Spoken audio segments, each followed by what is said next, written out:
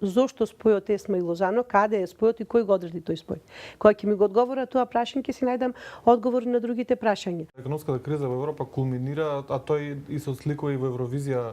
Многу земји годинава го откажаа своето учество, неколку и балкански. Во тој поглед ние понатаму тераме. Мислиш дека требаше, ако ништо друго, барем од тој аспект годинава да одмориме или? Тоа би ми било еден од клучните аргументи. Мислам дека во време на рецесија македонската телевизија можеше по-рационално, по-умно да се го искористи буџетот. Ги почитувам сите тие земји што се повлекоа, барем привремено, нели не мора да значи дека тоа е трајна одлука. А од друга страна па и не гледам зошто по секоја цена мора ние да се трудиме да бидеме дел од друштво во кое што служиме само за кворум, за некој да има доволно учесници за да биде победник меѓу, не знам, меѓу 24 или меѓу 40.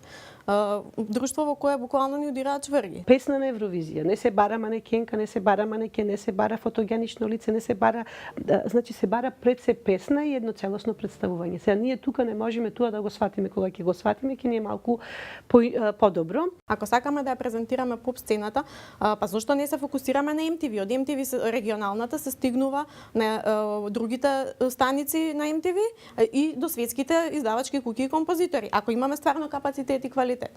А ако не, на Евровизија буквално мислам дека ништо не добиваме. Ама баш ништо. Каде е Џајковски? Каде се уметници од рангот на Маџиров и слично, кои значи на еден поширок простор се докажале, твореле и се прифатени.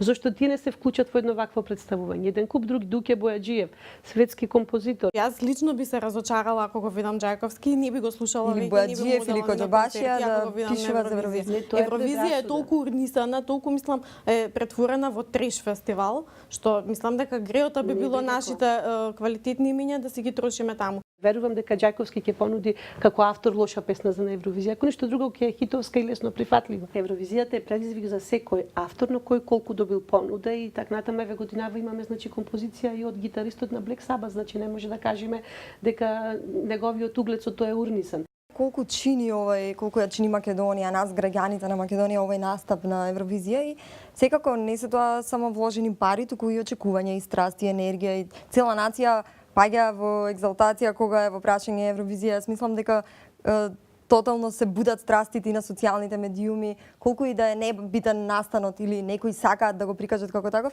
гледам некако сите се чувствуваат засегнати да го искоментираат. Нашиот звезда која тука е пумпана, ќе оди таму ништо не ќе направи. Ние сме изненадени како може таква звезда од таков калибар да не постигне успех. А не сваќаме дека таа звезда таму се стопува во масата и не е звезда.